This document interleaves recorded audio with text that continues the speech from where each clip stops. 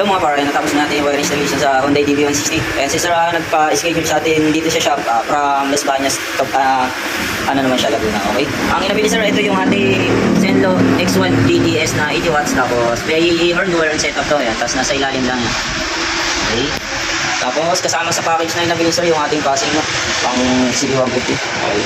Kung gusto mo sir, ang kadalaan dyan, likod lang ang kinakabit natin. Tapos original pa rin yung harap. Okay? Tapos ang switch natin nandito sa ilalim. Ito nakatornilyo to.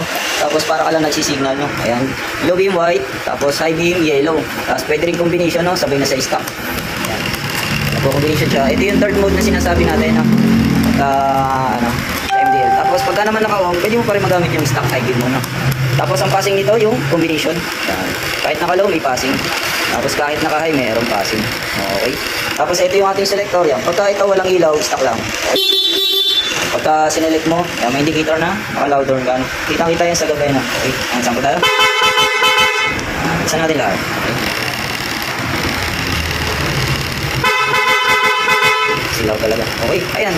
Sa mga gusto magpa-install, direct message lang po sa page o kaya sa FB account ko. O kaya visit kayo dito sa shop ko sa Banay-Banay Cabuyao. Search nyo lang Far Rice Banay-Banay Cabuyao.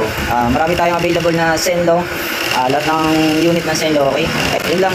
Thank you and ride safe.